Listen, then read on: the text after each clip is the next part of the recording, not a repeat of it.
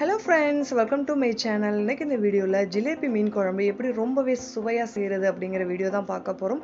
வீடியோக்குள்ள போறதுக்கு முன்னாடி இதுவரைக்கும் நம்ம சேனலை சப்ஸ்கிரைப் பண்ணாம இருந்தீங்கன்னா சப்ஸ்கிரைப் பண்ணிக்கோங்க. இந்த ரெசிபி செய்யறதுக்கு நான் 2 தக்காளி எடுத்து மிக்ஸி ஜார்ல சேர்த்து அரைச்சு எடுத்துட்டு வந்திருக்கேன்.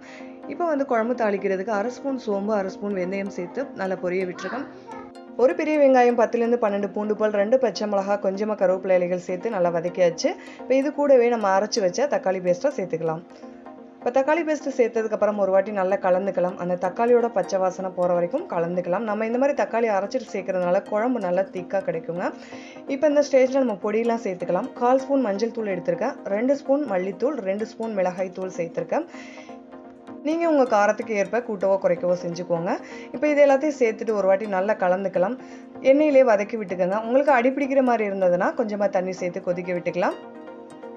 இப்போ வந்து நான் தக்காளி அரைச்ச மிக்ஸி ஜாரை கழுவிட்டு இப்போ அதை அந்த தண்ணியை சேர்த்துக்கிறேன். இப்போ தண்ணி சேர்த்ததுக்கப்புறம் ஒரு வாட்டி கலந்து நல்லா கொதிக்க வச்சுக்கலாம். இருக்க நேரத்தில் நான் வந்து ஒரு பெரிய லெமன் சைஸில் புளி எடுத்து வச்சுருக்கேன், அதையும் கரைச்சி எடுத்துக்கலாம்.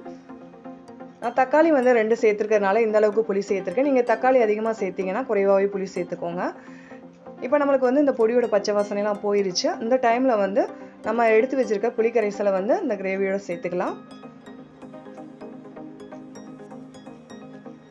இப்போ இந்த குழம்புக்கு தேவையான அளவு உப்பு சேர்த்து ஒரு 2 ல இருந்து 3 நிமிஷம் வரைக்கும் நல்லா கொதிக்க வச்சுக்கலாம்.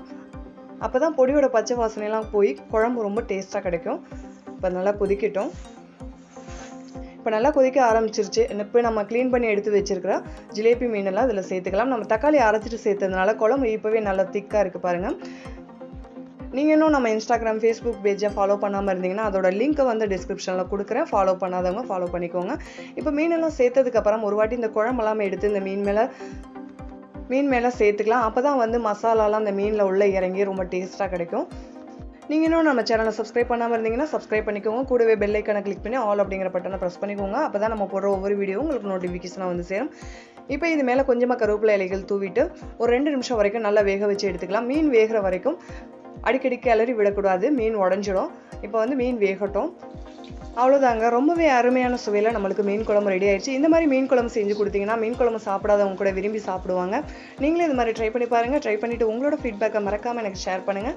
இந்த வீடியோ பிடிச்சிருந்தா லைக் பண்ணுங்கள், ஷேர் பண்ணுங்கள், கமெண்ட் பண்ணுங்கள். மறக்காமல் நம்ம சேனலை சப்ஸ்கிரைப் பண்ணிக்கோங்க. கூடவே பெல் ஐக்கானை கிளிக் பண்ணி ஆல் அப்படிங்கிற பட்டனையும் ப்ரெஸ் பண்ணிக்கோங்க. அப்போ தான் நம்ம போடுற ஒவ்வொரு வீடியோ உங்களுக்கு நோட்டிஃபிகேஷனாக வந்து சேரும். தேங்க்யூ.